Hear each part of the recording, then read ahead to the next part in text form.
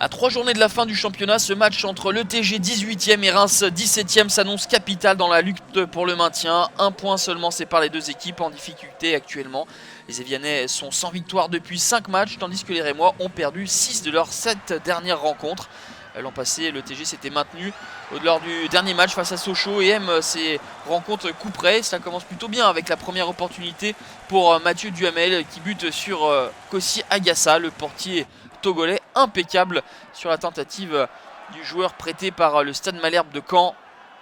Mais Reims, passé cette alerte, va se remettre en place et essayer de porter le danger avec une sortie un petit peu dangereuse de Leroy. Derrière, c'est Prince Onyangé qui avait tenté sa chance de très loin. Reims est bien en place, procède en contre à l'image de celui-ci, où ce sera le défenseur central Antoine Comte qui tarde à mettre en retrait, qui ne sait pas quoi faire. Il tente sa chance pied gauche et ne trouve pas le cadre. C'était une incroyable occasion pour les Rémois d'ouvrir la marque.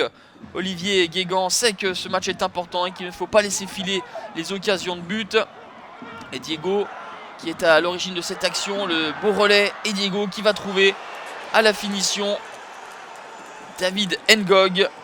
À la 40e minute de jeu, les Rémois mènent 1-0. 6e réalisation pour l'ancien parisien, l'ancien joueur de Liverpool, qui est bien présent et qui devance son vis-à-vis, son défenseur, pour marquer dans le but vide. Très beau travail de Diego Rigonato. Reims a su se montrer patient, n'a pas concédé énormément d'occasions, si ce n'est sur coup de pied arrêté, avec l'égalisation de Gilles Sounou à la 45e plus 3. Dans les arrêts de jeu de cette première période, il n'y avait qu'un coup de pied arrêté qui pouvait sauver les Évianais. L'œuvre de Gilles Sounou, arrivé au Mercato en provenance de Lorient. Un but partout, pas franchement sûr que l'ancien joueur d'Arsenal ait réellement voulu tirer et marquer, mais en tout cas ça permet à Évian de revenir et même de se procurer une occasion qui va être fructueuse et victorieuse avec Mathieu Duhamel pour le 2-1 à la 48e. Muet depuis 7 matchs, Mathieu Duhamel inscrit son 3e but sous les couleurs de l'ETG.